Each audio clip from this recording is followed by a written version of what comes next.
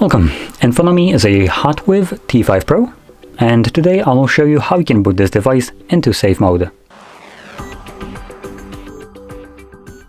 So to get started, hold your power button, and when you have your boot options visible, you then want to hold power off. This will then change into reboot to safe mode with a quick message: do you want to reboot into safe mode? This will disable all third-party applications you have installed. They will be restored when you reboot again. Let's click on OK.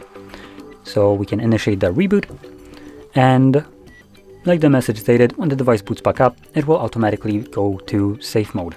Now in that mode, any application that you have installed yourself will be temporarily turned off, and neither you nor the device can start it up. Now in this message it mentioned third-party applications, which would imply ones that you have installed, but that's not necessarily fully true, because a bunch of applications that come pre-installed with the device will also fall under that category. One of them oddly being something like widgets, as an example. So there we go. You can see we have a safe mode marking right here in the bottom corner. Let me just put in my SIM card pin to unlock it. And widgets, you can see, don't work. If we scroll to the second page, you can see a bunch of applications are now basically transparent. So we have things like WhatsApp, TopFox, Volume something, Opera, and so on.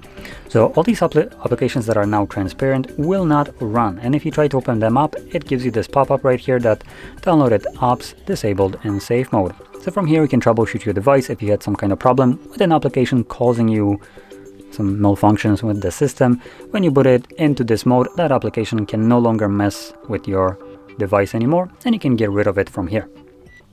Once you're done with this mode and you want to go back to the normal one, all you need to do is hold your power button once again and simply select restart.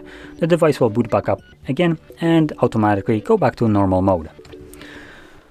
So with that being said, hopefully you found this video helpful, and if you did, don't forget to smash like, subscribe, and thanks for watching.